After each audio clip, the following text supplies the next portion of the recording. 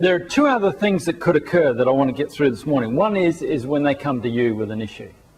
Because you've said to Floss, if this happens again, I want you to come to me. Okay? She might.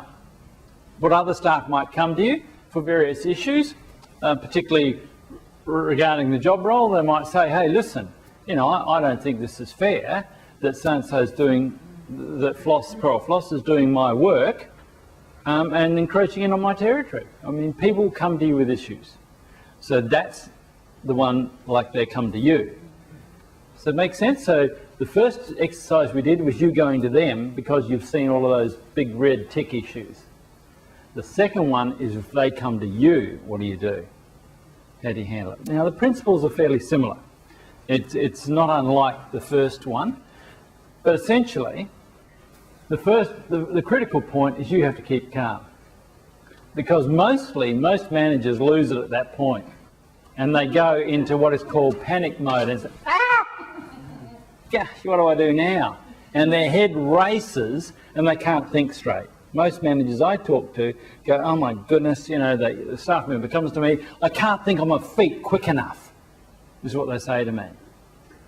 Oh, I lay awake and, you know, 2 o'clock in the morning I thought, I know what I should have said. And, you know, and they're rehearsing it in their head because they can't think quick enough on their feet. You don't have to think quick on your feet. All you've got to do is monitor yourself and use your listening responses. Really, really important. I'll give you more information in a moment, but that's really critical to keep calm. If you're not calm in the first instance and your head starts to spiral out of control, then you've got an issue. And we'll talk about how to keep calm. Then you've got to listen and get the story. And that's about paraphrasing and, if necessary, asking a few questions.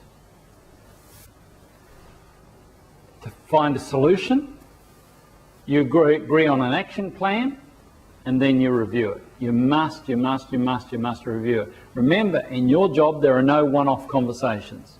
I want to stress that, because most managers fall over on that. They have a one-off conversation and they think the world is fixed. Hello? It ain't going to happen with children, it ain't going to happen in classrooms, it isn't going to happen in your shop or in the workplace. A one-off conversation will rarely, if ever, fix it. So you need more conversations, more coffees, more whatever. So globally, that's what you're doing. When they come to you, you're going through these steps here. Does that make sense? And surrounded with those steps is in fact your ability to listen.